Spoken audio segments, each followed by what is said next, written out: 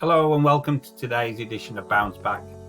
I hope that you're managing to take a little time to review and reflect your coaching and your business, but at the same time trying to stay positive as we look forward to being able to bounce back into coaching as soon as we are able. If you watched yesterday's presentation, we talked a little bit about self-motivation and being able to work as a coach to help improve the motivation of our players. And today we're going to have a look a little bit deeper into the different kinds of motivation. It's widely acknowledged that the most successful performers across various sports are those that have invested a significant amount of time acquiring the essential skills through purposeful practice. From a skill acquisition perspective, factors such as repetition are recognized as being of critical importance in providing a solid foundation upon which to build. Repetition, though, by nature can become somewhat monotonous and unenthralling, given the persistent revisiting of a task, set condition or function within a practice. It's funny, though, in business that people rarely practice. A professional athlete will train and practice to ensure they can minimize their errors and maximize their potential when called to do so. Yet strangely, people in business attend a training course, but the odds are that they are expected to go back into working and start to work again without being given any time to practice the new skills they've learned, which almost makes it pointless doing the training in the first place, as people in business are required to perform without practice. But as we know, time for practice is essential. And it's important that we get this across to the players that just taking a lesson once or twice a week isn't enough unless they put in the extra hours to practice in between. Our levels of motivation are a part of our psychological makeup. Motivation is fundamental to everything we do in daily life, not just in training or competition, but also in everything that we do. It's described as the drive or energy behind an action or behavior. It is the why behind the things we do. We all require certain levels of motivation. However, in professional sport, and especially at the elite level, the dedication required, the discipline necessary, and the sacrifices made are often a good indicator of the athlete's desire to succeed. There are two kinds of motivation. Intrinsic motivation, this refers to a motivation that is naturally inside each one of us, and extrinsic motivation. This is the type of motivation that is outside us and often involves external rewards. Although the financial side of sport is clear to see and the rewards for reaching the top provides the opportunity for financial stability for life, the motivation for the vast majority of professional athletes is not the financial rewards, but more importantly the trophies, the titles, the recognition and the records. This is what truly motivates a professional athlete, and it is this intrinsic motivation which is critical for success.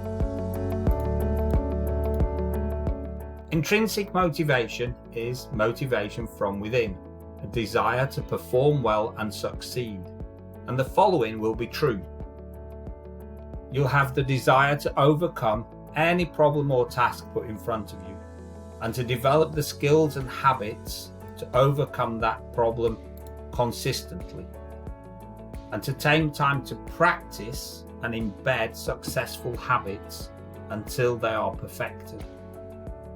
You would have a feeling of pride and enjoyment in performing the skills that you have learned, and you will have the ability to set realistic goals and constantly and consistently review them in order to progress and maintain those levels of motivation. Intrinsic motivation is when we act without any obvious external rewards. We simply enjoy the activity or see it as an opportunity to explore, learn, and realize our potentials.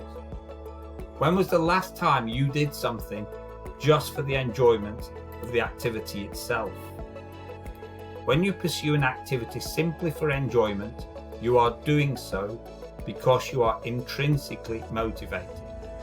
Your motivations for engaging in the activity are entirely far from within. They are looking to gain some kind of external reward, such as prizes, money, or recognition. That would be extrinsic. That doesn't mean being intrinsically motivated is without its rewards. It is, and is ultimately more valuable mentally and emotionally than anything that can be offered externally. Intrinsically motivated success can give people a sense of meaning, a sense of progress, achievement or competence, and personal satisfaction. Experts also suggest that people are more creative when they are intrinsically motivated. That means we are able to come up with more solutions to the same problems, more tactical options, more strategical decisions. If you're doing something that you find rewarding, interesting and challenging, you're more likely to come up with these new ideas and creative solutions. This can be in terms of practice, training and competition. It is clear that being intrinsically motivated has many benefits, and in general, people who are motivated in this way love the challenge. People are more motivated when they pursue goals that have personal meanings that relate to their self-esteem, when performance feedback is available, and when attaining the goal is possible but not necessarily certain. People are also much more curious, as internal motivation is increased when something in the physical environment grabs the individual's attention, and when something about the activity stimulates the person to want to learn more. This also enables us to have more control, as the people who want control over themselves and their environment and want to determine what they pursue in this form of motivation helps them to provide a level of control. Intrinsic motivation can be increased in situations where people gain satisfaction from helping others, and in cases where they are able to compare their own performance to that of others. And as such, these people love to both cooperate and compete. Although this may seem a little contradictory, it allows us to compare our own performance against those we are training with or competing against. And it is this barometer that helps to motivate us further. Furthermore, people enjoy having their accomplishments recognized by others, which then in turn increases the internal motivation. To help you develop your intrinsic motivation, try creating personally meaningful goals and performance objectives. Challenge yourself to improve one aspect of your current role, which will help you improve your overall performance. Remember, we've said all along, try and just spend an hour a day just to look and review, reflect, and plan your way to become a better coach or better in business. Extrinsic motivation means that the individual's motivation stimuli comes from outside. In other words, your desire to perform a task is controlled by an outside source. Note that even though the stimuli are coming from outside, the result of the performing task will still be rewarding for the individual.